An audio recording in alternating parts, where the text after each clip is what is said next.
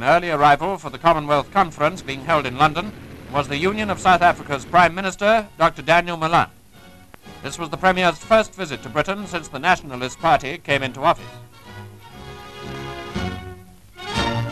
At Heathrow, Dr. Malan and his wife received a warm welcome from the many friends who had gathered on the tarmac to meet his arrival.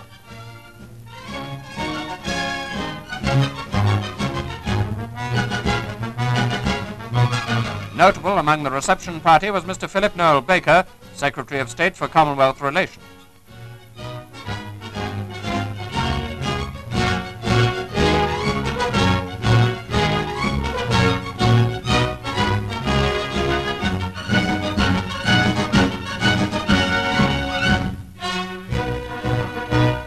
Before departing, the Premier gave a brief interview.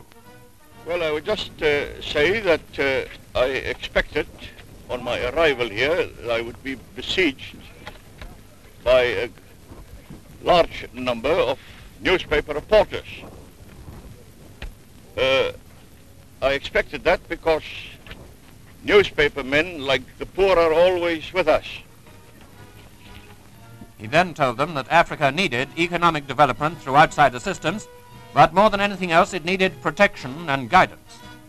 This must come from those Western democracies with interests in Africa. If guided along the right lines, she might contribute greatly to the salvation of Europe.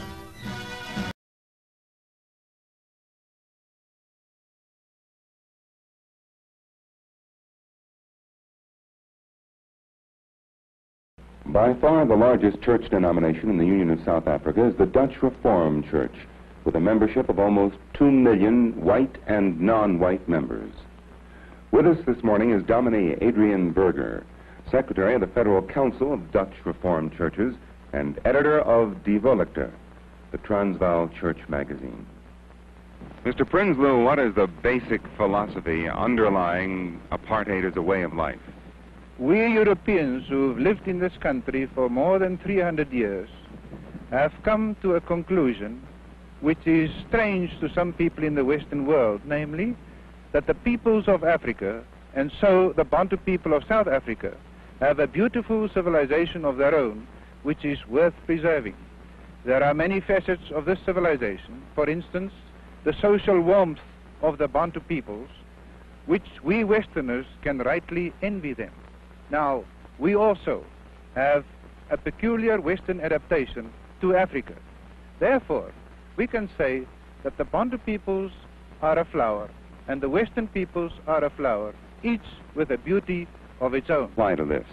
As far as residential areas are concerned, the practical situation is that until about 10 years ago, there were no residential areas for urban Bantu people. It is only in the last few years that such areas were set aside on a planned basis and developed at a terrific pace, as you can see all around you.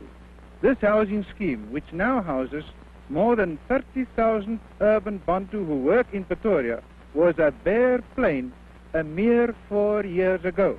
I think that is a complete answer to the so-called immorality of separate residential areas.